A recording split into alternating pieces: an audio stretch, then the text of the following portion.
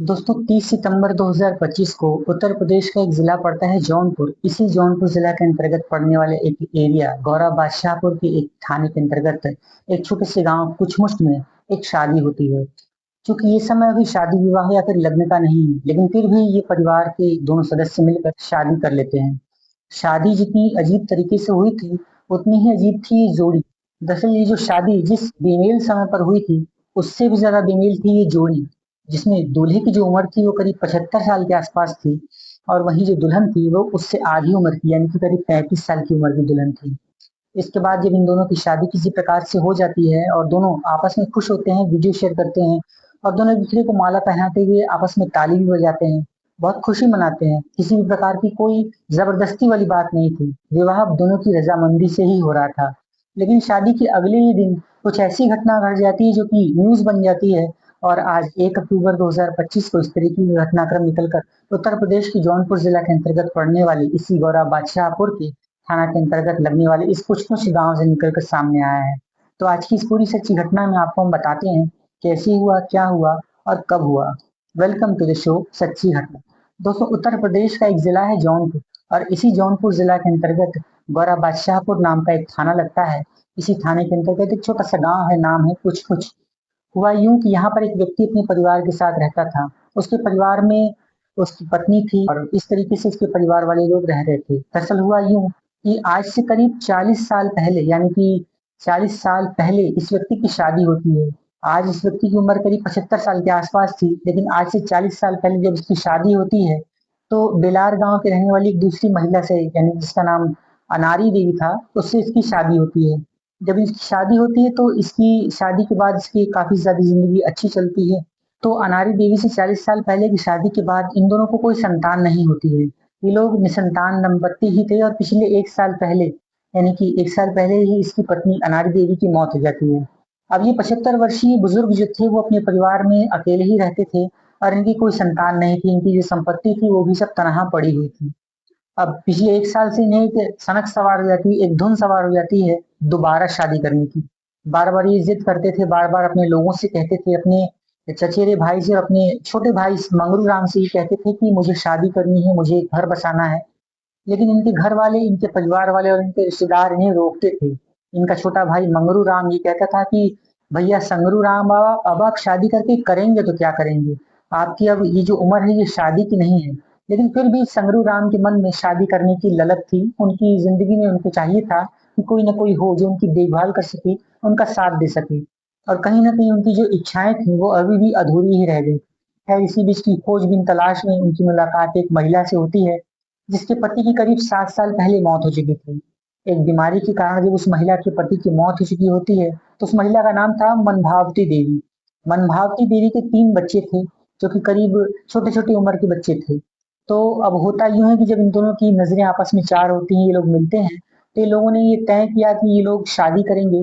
और जहां पर एक 75 वर्षीय दूल्हा था और एक 35 वर्षीय दुल्हन थी। एक बेमेल जोड़ी तो थी ही, लेकिन शादी के समय कोई सीजन भी नहीं चल रहा था कि ये लोग शादी कर सके।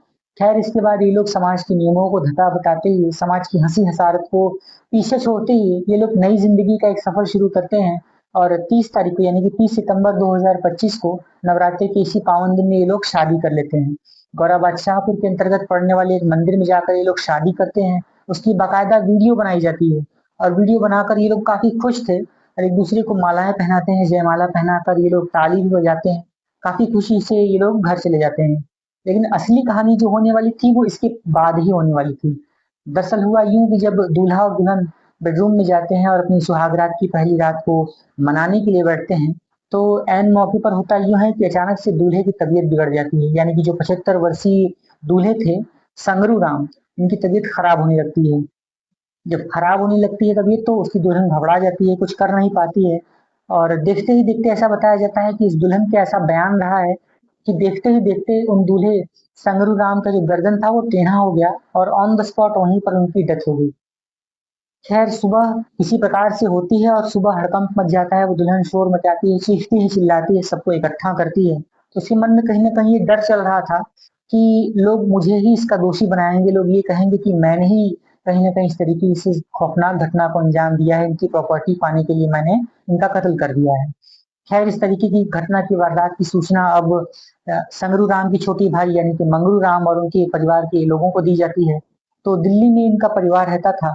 अब मंगरू राम और उनका बेटा यानी कि संगरू राम और उसका भतीजा और उसका जो छोटा भाई था, ये लोग वहां से ये बोलते हैं कि अब तक शव का अंतिम संस्कार नहीं होना चाहिए।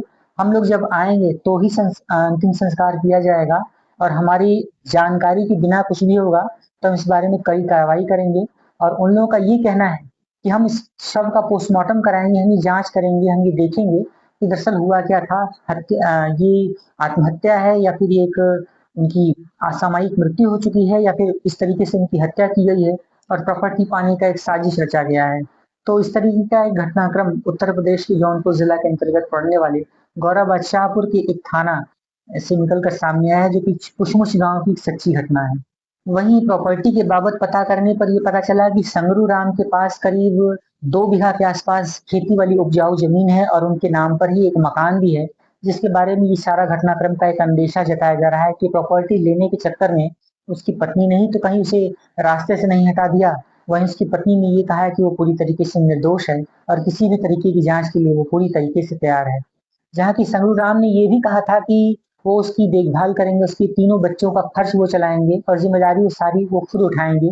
बस शर्त इतनी सी है कि वो उनके साथ रहे, उनका ख्याल रखे और उनके सुख दुख में उनका हाथ बटाए, और उनकी जो वैवाहिक जीवन के सुख हैं उसे लेने में वो पूरा सहयोग करे। बस इतनी सी ही बात थी और इतना सा ही घटनाक्रम था, जो कि अब इस समय सुर्खियों में निकल के सामने आया है। कुछ लोग तो ये भी कह रहे हैं कि जो इनका छोटा भाई मंगरू राम था और उनका जो भतीजा था, जो कि दिल्ली में ये लोग रहकर रोजगार कर रहे थे, ये लोग भी बार बार अपने बड़े पिताजी यानी कि मंगरू राम को अपने पास रखने की बात कहते थे। सोचते थे कि जब मंगरू राम चले जाएंगे तो उनकी जो हिस्से की प्रॉपर्टी है यानी कि 2 बीघा के आसपास जो खेती वाली उपजाऊ जमीन है वो, और साथ साथ वो जो मकान है उस पर अब हमारा कब्जा हो जाएगा। तो इस तरीके से घटनाक्रम उत्तर प्रदेश के जौनपुर जिला से निकलकर सामने आया है। आप इस पूरी सच्ची घटना के संबंध में क्या समझते हैं?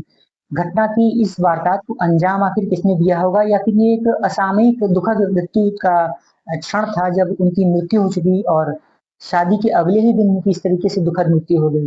आप इस पूरी सच्ची घटना के संबंध में जो भी सोचते हैं कमेंट करके अपनी राय और अपने विचार आप हमें जरूर बताएं।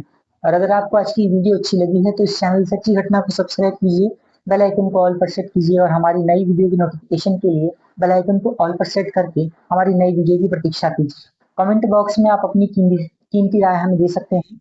हम हर कमेंट को रीड करते हैं, हर कमेंट का अच्छे से रिप्लाई करते हैं। तो एक नई वीडियो लेकर आपसे फिर मुलाकात होती है। तब तक के लिए आप सभी का बहुत बहुत धन्यवाद वीडियो को यहाँ तक देखें। Thanks for watching.